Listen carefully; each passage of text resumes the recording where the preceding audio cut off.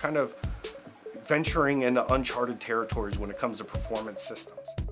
My name is Tom Hall. I am the Player Development Manager for Overactive Media. My name is Pat. I'm the Senior Manager of Performance Systems for Splyce and OAM. My role will be out in the field on the ground by interfacing with the players, with the coaches, seeing how they're performing, how they're interacting, how they're communicating. I oversee and evaluate performance aspects of all the teams that we manage. Everything from in-game communication to if there's player conflicts with inside of the teams to evaluating what technology we can bring to the teams in order to continue to grow their performance with inside of these leagues. One thing that Special Operations does, they hammer down stress management, muscle memory. So when bullets start flying, bombs start going off, your body's going to go into protective mode. It's going to start to shut down. You're going to lose those fine motor skills. But if you drilled it into yourself and practice enough, you're subconsciously going to react the way that you're supposed to react under those stressful situations.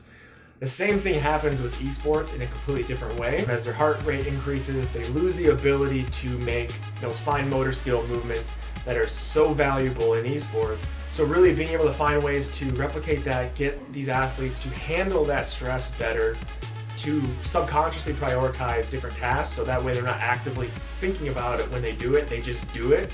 That's kind of the main goal right now. We meet with every single team face to face, and we make sure that we are evaluating them in a sense from a distance. We take days to where we're just kind of in the shadows watching to see how they normally do everything, how their structure, their everyday schedule is, to see how they're handling stress, how they're managing stress, how they're implementing decompression. We're looking at how are the coaches giving constructive criticism back to the players whenever they're reviewing VODs.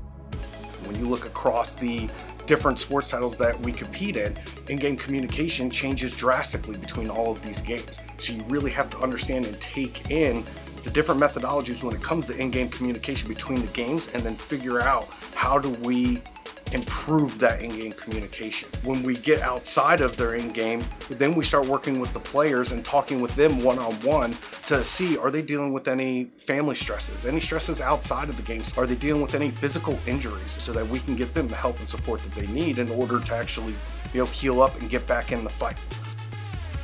We start implementing extreme ownership and developing our players to be these leaders. We want to send these people off with skills, with core concepts that are going to set them apart from their peers.